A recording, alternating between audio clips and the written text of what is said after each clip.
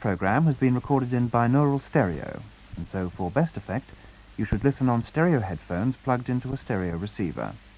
But if that isn't possible, you can, of course, enjoy the program in mono. Friday is Battle of Britain Day, so in the week of the 38th anniversary of the battle, we present A Fine Blue Day, the Battle of Britain as seen by some of the people who fought in it. Well, the Battle of Britain is history.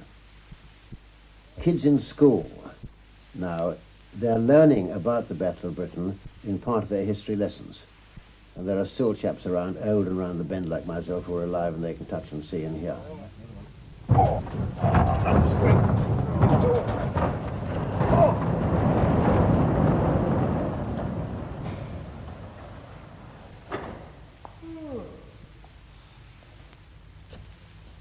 When the fitters went down first thing in the morning, before they came on readiness, they were probably on a quarter of an hour standby. Well, all the running up and testing and checking of the engines and airframe, that would be done then, what they call the daily inspection.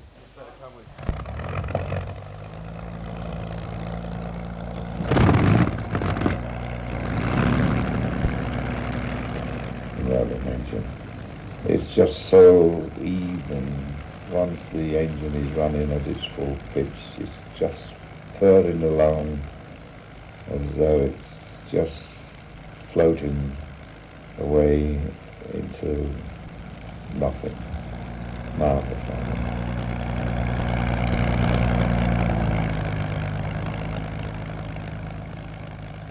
What subsequently has become known as the Battle of Britain was in fact fought between the Royal Air Force and the German Luftwaffe between July and October 1940.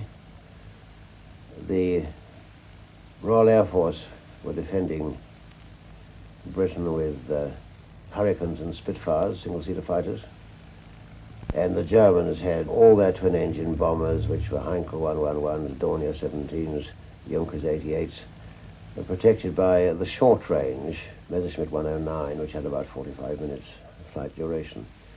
Now, this battle, which, like all battles, is of importance in hindsight, because one doesn't appreciate the full importance of it when it is actually being fought. Germany had conquered the whole of Europe, and without any trouble at all, and was confidently expecting to conquer the British Isles.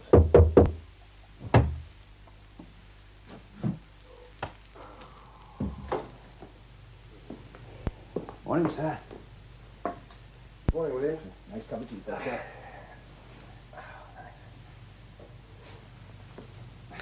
What's the weather like? It'll be bloody awful, sir. Be a fine blue day. Normally I woke up very tired by some pleasant but delightful chap's backman who would say, "Oh, come on, sir, you got to bed late." He'd pick up my clothes, he'd plonk them somewhere, and you'd say, "Oh, push off." And he'd say, "No, sir." And then you get out, you put your clothes on, and it was still dark. And then you wait, because 1940 was a wonderful summer, if you remember. It was all in the attacker's side. That summer of 1940 was brilliant. It was red hot.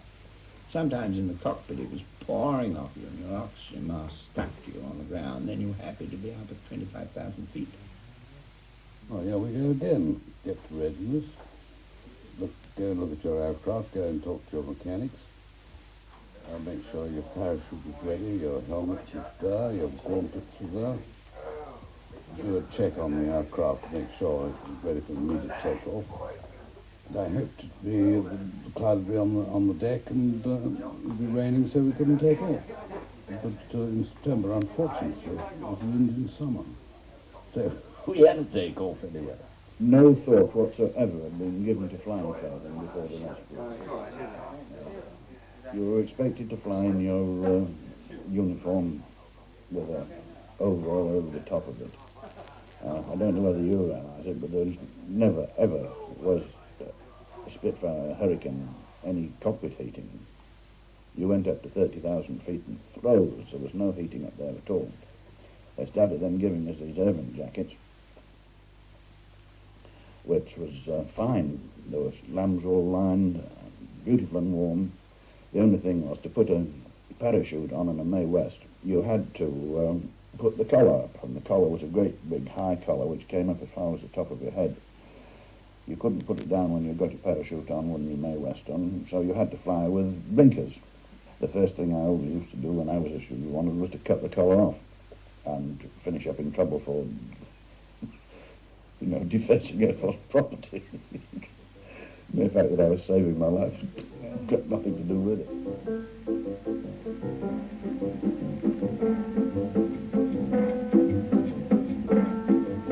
When they begin the begin, it brings back a sound of music so tender. It brings back a night of tropical splendor. It brings back a memory evergreen. There always seems to be some great help looking after this fun little island of ours. And you take the things you can say, well, I suppose Trafalgar. Really, the Navy, our Navy, was outnumbered, it was outclassed, and somehow they won that battle. Waterloo was another case, but it was a magnificent general there, and wonderful troops again. Agincourt, if you read that, and then you've got the Welsh archers who fought another battle, all there. And all those Welsh archers, if you read history, were dying of dysentery, and yet they still kept firing their longbows, and they beat the cavalry of the enemy. And you come back to this Battle of Britain, it's the same sort of battle.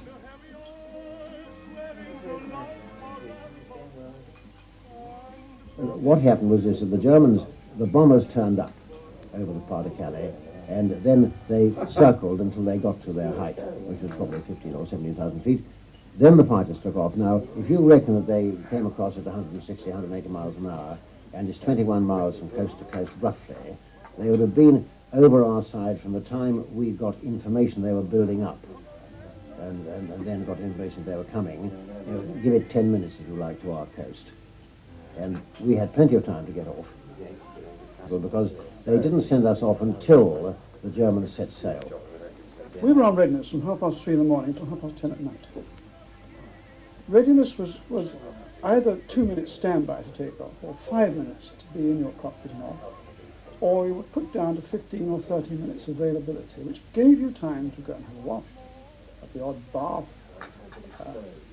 or go and have a meal. I used to read whodunits, because I have no intellect. Play cards occasionally, but I'm not much of a card player. But mainly, really, just gossiping, sitting around, nodding off, because you didn't get very much sleep.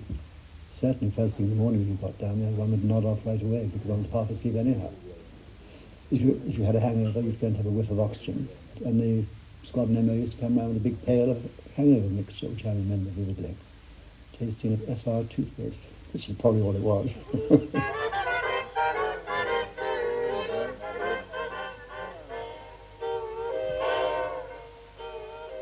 They were long hours, boring hours, interspersed with moments of tremendous exhilaration.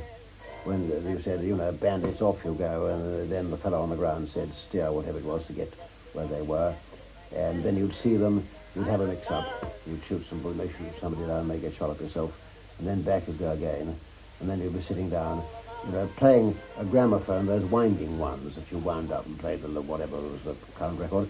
And so a lot of your time you were sitting on the ground, and some of the time you were tremendous adrenaline and excitement.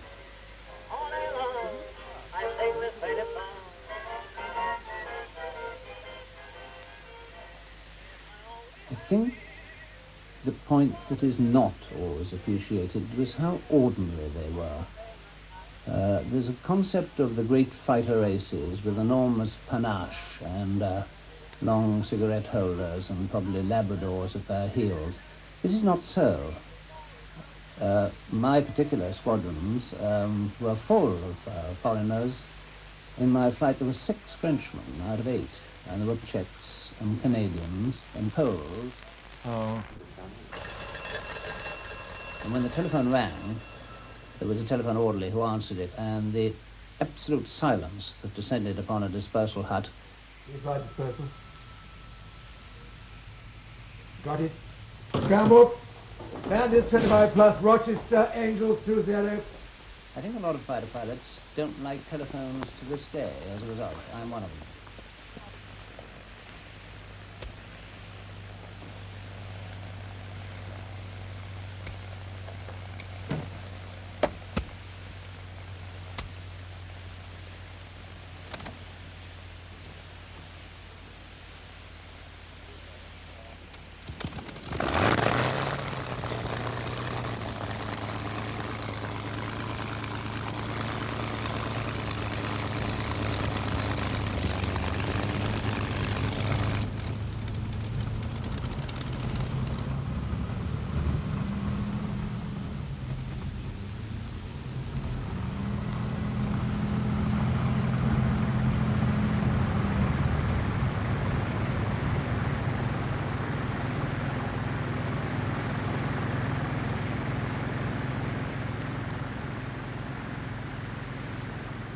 They said that bandits, as they were called in those days, were approaching Maidstone from the southeast, which it might well happen, Angels 15.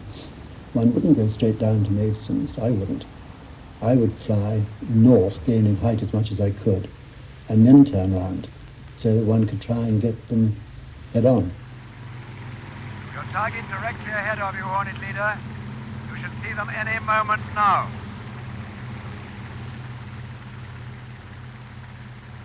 You're up there, you're listening to the controller on the ground, you're in your tight little office, listening like a hawk and watching like a hawk. And the sun position always to us was of vital importance. And then as you turn, dive and take your decision, then you're committed, everybody is. And then the shooting starts and then, wow, it's all over the sky. Howdy-ho! Hornet Leader to Hornet Squadron. We'll take those 109 just below us on our left. Pick out your own target as we go down.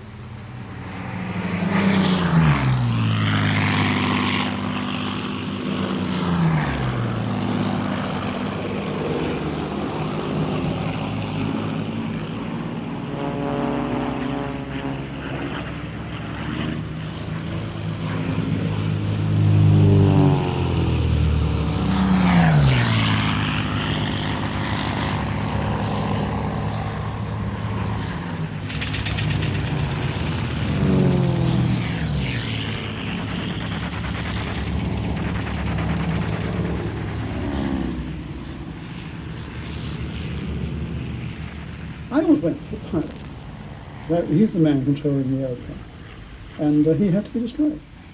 When I shot an aeroplane, I wanted to shoot the aeroplane down. I didn't give a damn whether the fellow bailed out or not. All it means was that aircraft will do damage. Now, at it quick, best, as many as you can, as quick as you can.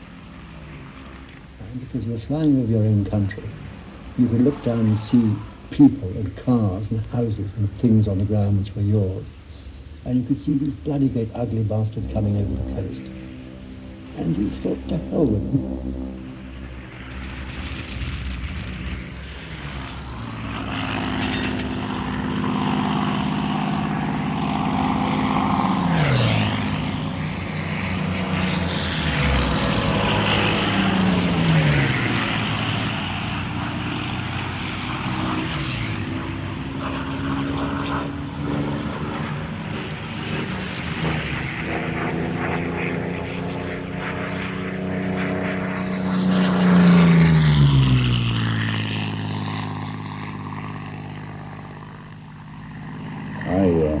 Read books now, it says the Hurricane was not as manoeuvrable as the 109.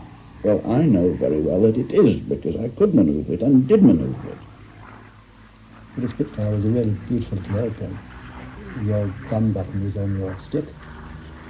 We had 8 Browning machine guns. We had about 15 seconds of fire if you were to press it and keep them off, which you wouldn't. You seldom fired more than 2 or 3 second bursts at a time. You had nothing above your head. All you had was this long, sort of shark-like snout ahead of you. Everything was immediately to hand. No rattling, bang, anything. This was a hot rod. In those days. Now, of course, it's a Spitfire. A Spitfire was the most beautiful thing to fly. It glided through the sky. The Hurricanes used to be driven through the sky, and the Spitfire used to glide. And the Germans were much more frightened of the Spitfire than the Hurricane. I think they were wrong, because the airplane which did more damage to them was the Hurricane, because the gun platform of the Hurricane was magnificent. By comparison, the Hurricane was a cab horse, and the Spitfire was a racehorse.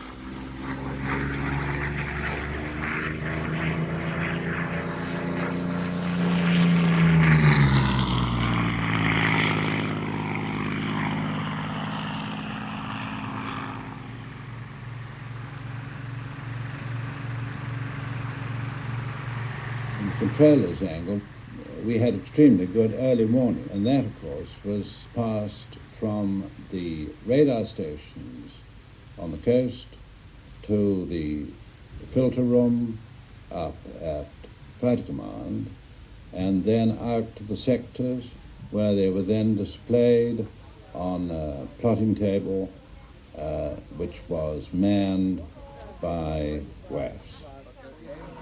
During the height of the raids, we were getting as much as 5 plots through on one raid, and you might have been plotting 3 raids at one time. So you had to be very slick.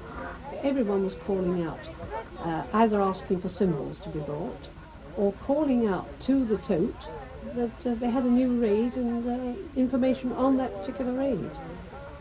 And at certain times, the ACAC people were calling out and shouting fire. And of course the teleprinters were ticking, tick, tick, tick, tick, tick, you know the noise they make. But when I see the films and see the RAFs, you know, with great dignity pushing the croupiers and that, just isn't it?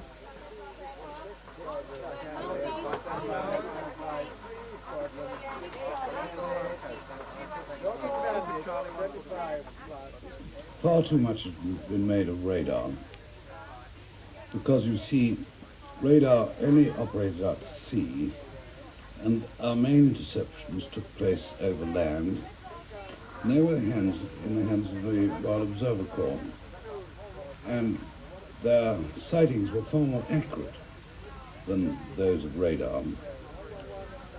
But the controllers used to curse us because their well-planned interception never came off, and we used to curse them because we saw nothing.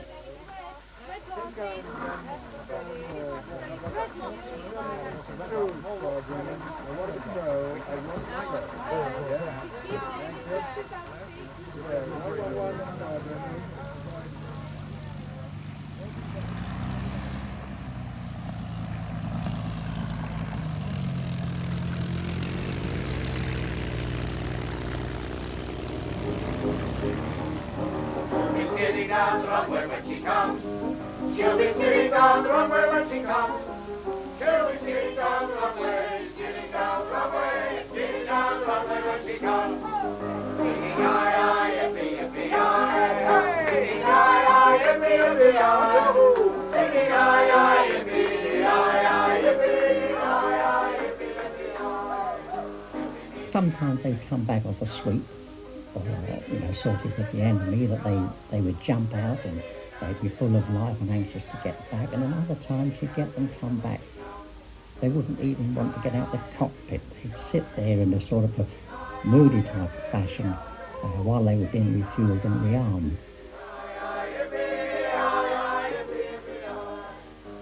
My great single memory was the magnificent quality of our ground corps.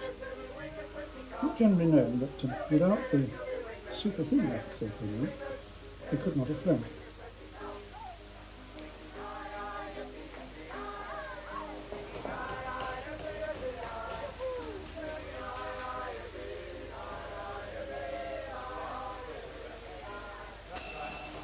You see, we still work to the maintenance schedule laid down in peacetime.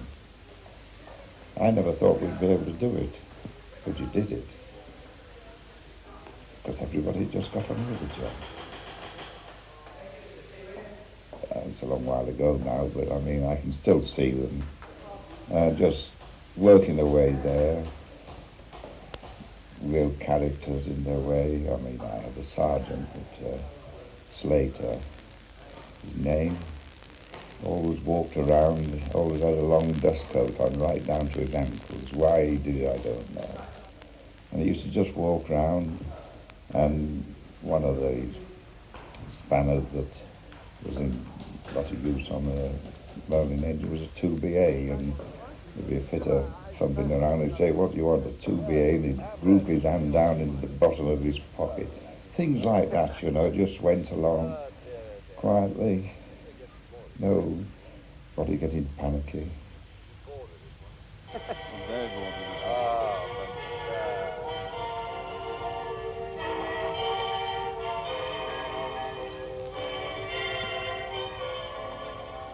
We had deck chairs.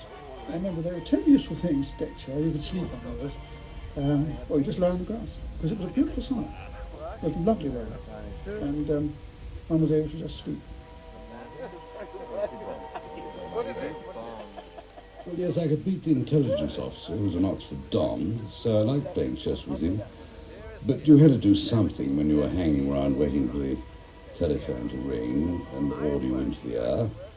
So you played chess, and chaps played poker, and that sort of thing. You had to while away the time. A lot of waiting in war, not all action.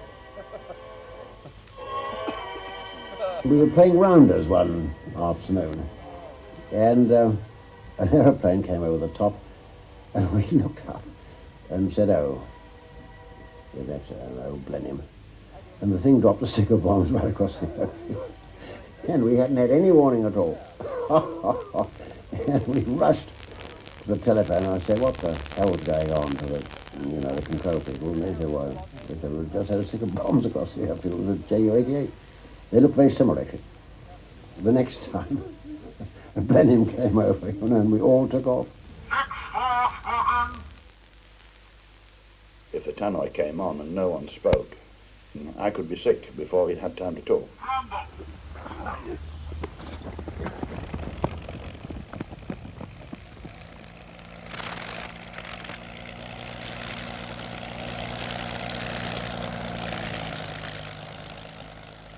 One case, a newly joined sergeant pilot in my squadron. I worked out on the ground that he was a coward anyway. You can tell him. I was leading the squadron. He lost formation, which was always a convenient thing to do. And I called him on the RT and said, "Rejoin, we're climbing into the sun. And if you're not with me in 2 minutes, I'll have you court-martialed." If he hadn't joined up, I'd have found him and I'd have shot him. And I wouldn't have been accused of murder, because I would have said it was a Messerschmitt 109, I thought, because in those days it was very difficult to identify aircraft in any sort of dogfight. But I'd have shot him.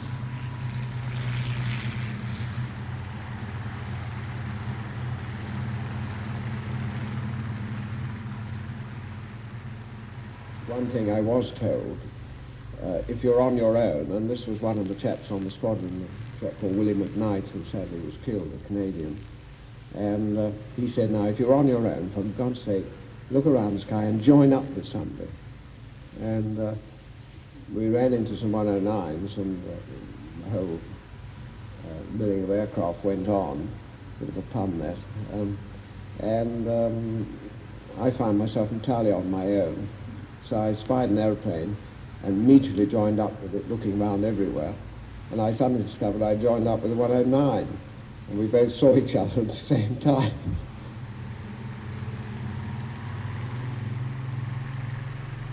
Wakefield, on his first fight, got his hand shot off. And on the radio we heard, "My hand shot off, I think I'm going to make it." And then he went straight in, it was a shock, and lots of blood killed him. These kids with literally no experience.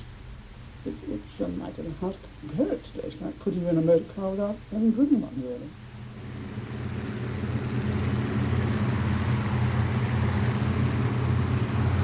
Private leader, 100 plus crossing in at Dover, Angels 15 upwards. Understood. We're at Angels 15, north of Gray's End, beginning a turn onto a southerly heading. Understood. Vector 160, make Angels 25. Understood.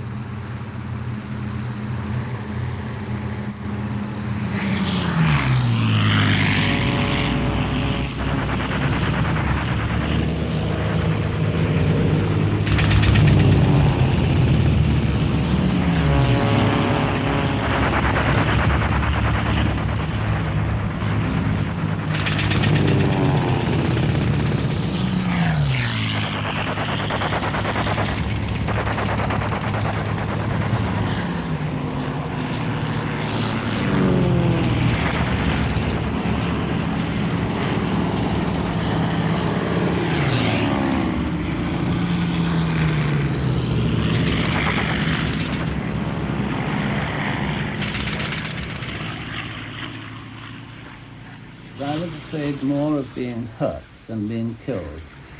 The typical injury of the fighter pilot, who normally flew at high altitude, was burning, which is, of course, perhaps the most painful thing that one can sustain. And one saw a lot of one's friends being burnt. Rather appallingly, occasionally you heard them being burnt because their radio was left on when they started being burnt. You could hear them screaming.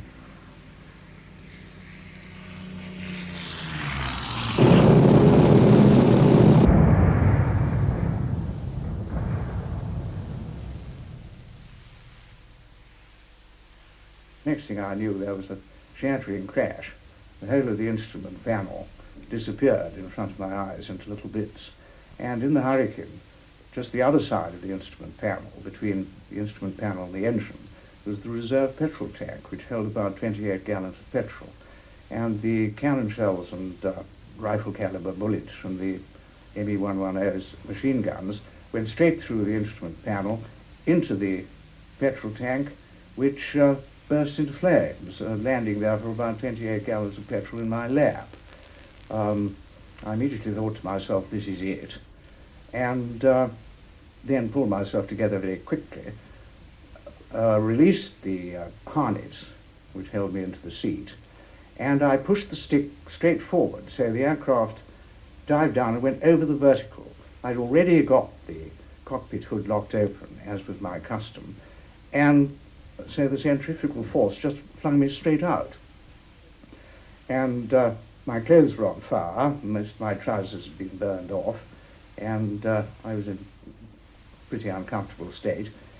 And I thought to myself, I won't release my parachute while my clothes are burning, just in case the parachute should catch fire, which would not be good. So I waited for a moment or two until everything went cold, by which time I'd fallen, I don't know, a couple of 1,000 feet perhaps. And then I pulled the ripcord and was very thankful when the parachute opened. And then I found that I couldn't see because having been unable to get a new pair of goggles after breaking my original pair the day before, I'd been burned over the face and my eyelids were all glued together. And the next thing I heard was the unmistakable noise of an ME-109 approaching. They had a different engine back to the Hurricane and the Spitfire. And I thought to myself, my God, this fellow's going to shoot me. And apparently that's exactly what he intended to do. But one of our sergeant pilots, whose name was Robinson, saw this, and he attacked this 109, and he fired a burst well ahead of it, so that the enemy pilot could see the tracer going past him, and it caused him to shear off. And all I could do was hear this. I heard it going on, and I've never been so frightened in my life at any other time, because there I was, a dangling target. After that, the noise of aeroplanes and battle rapidly disappeared, and I went on going down.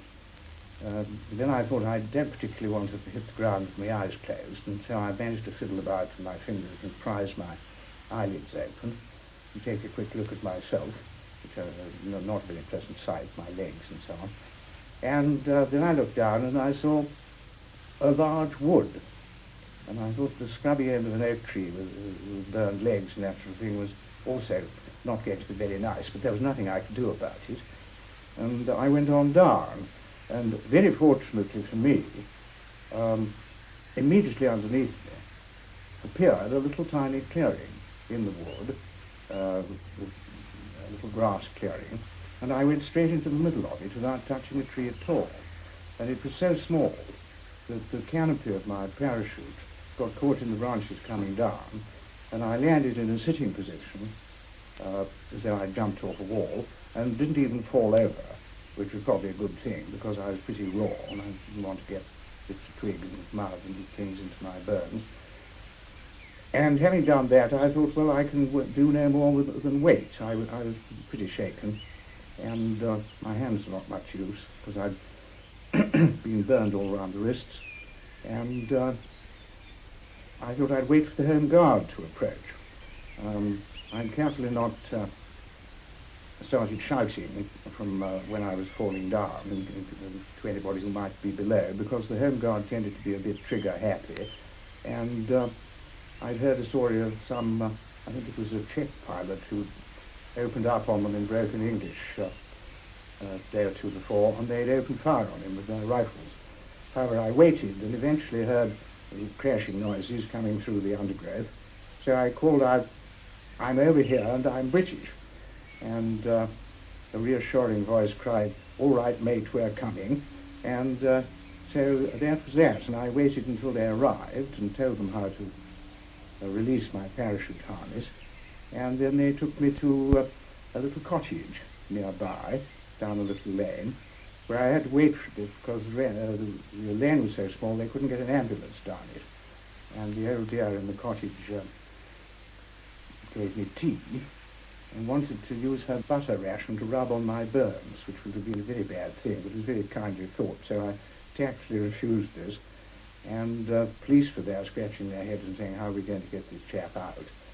And eventually they said, "Well, we can't get the ambulance down." And they asked me if I could sit in the car. So I said, "Oh, certainly I can sit in the car if you just help me into it."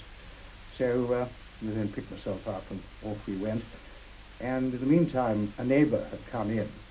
And just as I was leaving this little cottage, one of these old ladies said to the other, "Poor young chap, he won't last long," which caused me to wish to turn back and smite her, because I was quite certain that I would last a bit longer.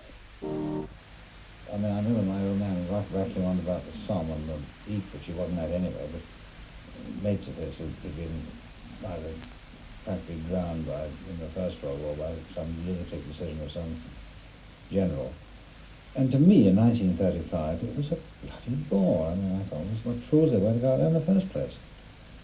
Looking back, I wouldn't have thought now, 38 years afterwards, as a 20-year-old, even there's the slightest bit of interest in it. Well, I think the unique thing about the Battle of Britain is, for our generation, is that it's not quite history, and we didn't live through it. I think we're the generation that just missed it. This is the last great sort of flourish of English isolationism, isn't it? That we've been sort of holding the foreigners at bay in the case of the Armada, the case of Napoleon, the case of the Battle of Britain. Ironically, I suppose the Battle of Britain is the last flourish of that, isn't it? Because of the Second World War showed one thing, it was that the future eventually was going to lie with Europe and not against it. And I think my generation were lucky in that they had this legitimate way of using up their energies and getting rid of it all. I think nowadays there's still the same amount of energy and violence inherent in young people. There has to be. It's difficult to find legitimate outlets now. I mean, I didn't have to write anything on the lavatory wall. I went out there and shot down a German aircraft. Got anything to die. I didn't write out of it. See, there are a lot of people, those who survived, to whom the Battle of Britain or any other battle in which they were involved, the Battle of the Atlantic, was the absolute summation of their life. It was the one time they had to prove their merit and their value. They might not have been very good at school or at sports or anything else, and they were sent into battle on behalf of their country, and they did superbly. And after the war, they went back and they went into their little businesses, and they went into their very dull and mundane lives. And this shines out like the one really illuminating experience of their life was when they were fighting. But they did know that just for a moment, they had been very great men indeed.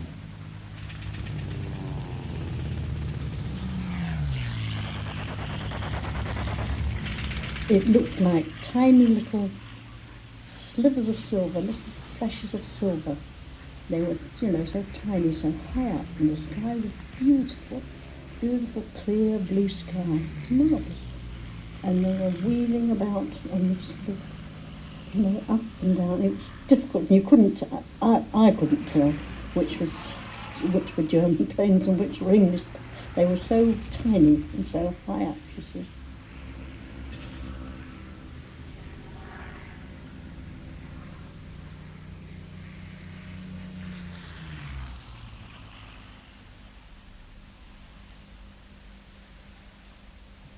In A Fine Blue Day, the Battle of Britain as seen by some of the people who fought in it, you heard the voices of Dizzy Allen, Douglas Bader, Paddy Barthrop, Dennis Crowley Milling, Dennis David, Boleslav Drabinski, Christopher Foxley Norris, Roger Frankland, Tom Gleave, Frank Hartley, Donald Kingerby, Brian Kinkham, Ginger Lacey, Ludwig Martell, Vera Shaw, Bob Stanford Tuck, Bernard West, and Innes and Bet Westmacott.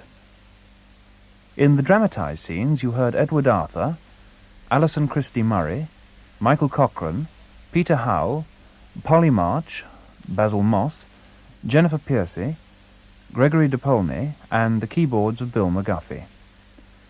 Technical realisation was by Lloyd Silverthorne, and there was additional sound by Dick Mills of the BBC Radiophonic Workshop. A Fine Blue Day was researched and compiled by Norman Tozer and directed by Piers Plowright.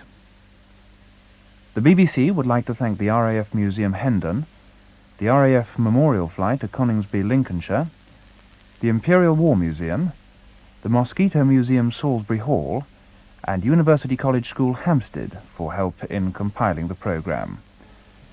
There'll be another chance to hear A Fine Blue Day on Friday, Battle of Britain Day, at 11:05.